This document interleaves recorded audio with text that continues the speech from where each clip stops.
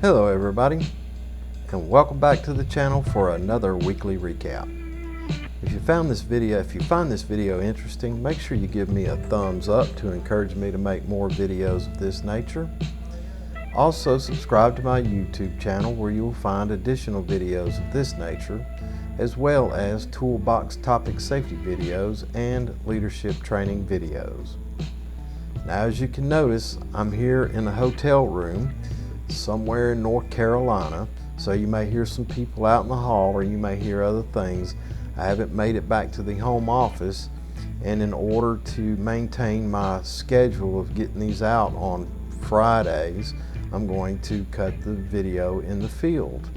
So it's not as probably not going to be as good or as quiet or any of that stuff like you would get when I'm in my home office. But I feel the information is important, that I'm going to try and get it out on Friday to maintain the schedule.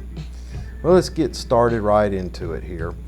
I had opportunity to visit 6 job sites this past week, and I also had the opportunity to attend a startup meeting for a substantial project that will begin later this month.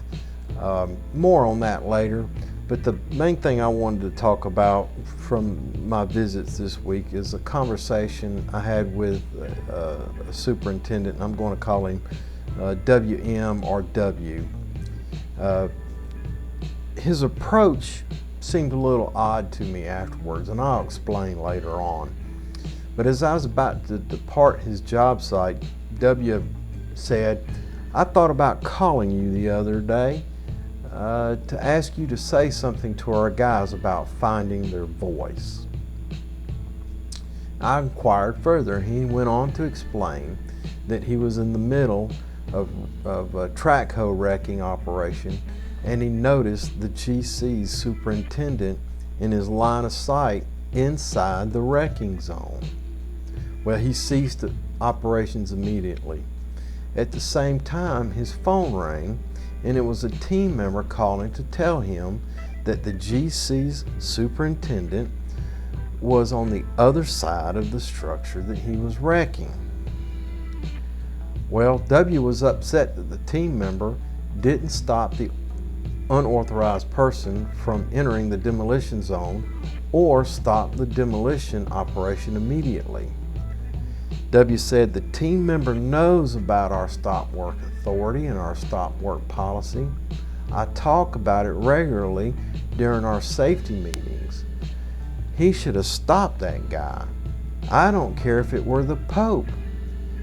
W then went on to say that when I spoke to him afterwards, the team member said that he didn't want to say anything to the GC for fear of being reprimanded for stopping an authority figure. Wow. Wow.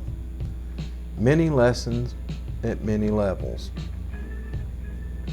Before I left the job site, my comments to W were, safety reigns supreme in any situation and at any time, particularly when property or life is at risk, and that supreme authority is held by the one who first recognizes that hazard or risk.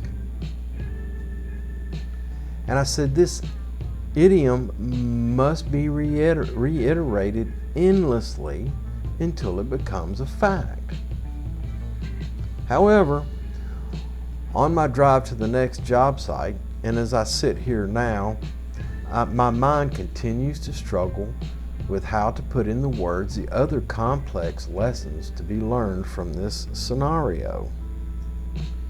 Now, before I delve into considerations, I want to say that WM has matured over the past couple years into a fine superintendent.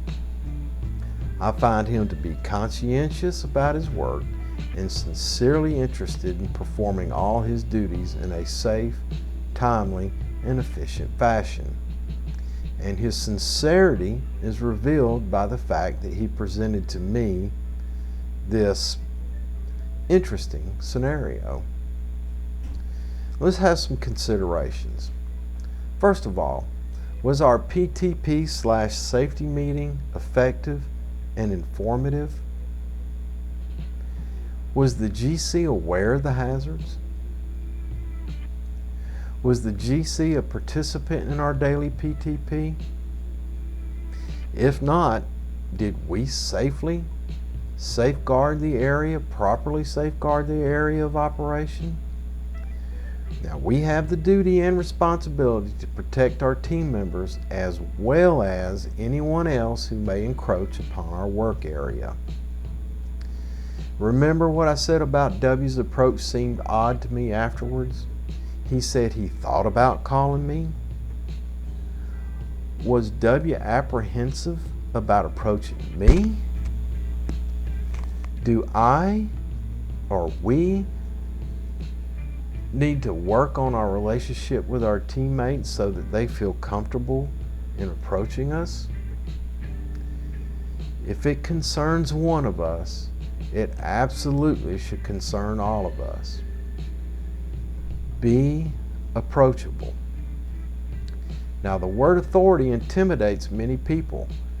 Perhaps the policy should be called stop work duty or stop work responsibility. Regardless, safety is of paramount importance, and the idea of safety being everyone's duty and responsibility must be instilled in all minds. Let's talk about moving forward. Authority is defined as the right to exercise. Let's lead, guide, train, and direct our teammates in all aspects of safety, task, means, and methods, and how to use the most important tool on the job site, the PTP, and also make sure they understand when and how to exercise their authority to stop work. Now, in conclusion, I mentioned that I had the opportunity to attend the pre-job startup meeting for a substantial project that's to start this month. There was conversation concerning logistics, means, and methods. However, there was also philosophical discussion concerning how we wanted to be perceived as an organization, and each of us was asked to give what we thought might be our personal mission statement for the project. The following is that list we generated during that conversation. One individual said safe, timely, and efficient. Another individual used the word synergy. Another individual said teamwork, safe, and efficient. And yet another team member on the team said teamwork, positive communication. Someone else said respect other opinions. Another one said teamwork, common goals. Another said proactive management.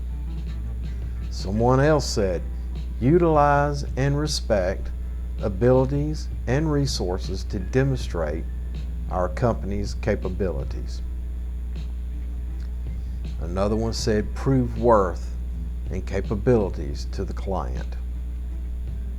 Another said own what we do. And the final comment was value your key assets, your people. Involve all levels of management and personnel in organizational planning. Now, the question I have for you is this: what words would you describe your personal mission statement? Thanks for watching. If you found the video useful, make sure and give me a thumbs up to encourage me to make more videos of this type. Also, subscribe to my YouTube channel where you'll find additional videos of this nature, toolbox safety training videos, and leadership training videos. And as always, until we see each other again, take care of yourself because you're number one. Look out for your coworkers, and I will see you in the field.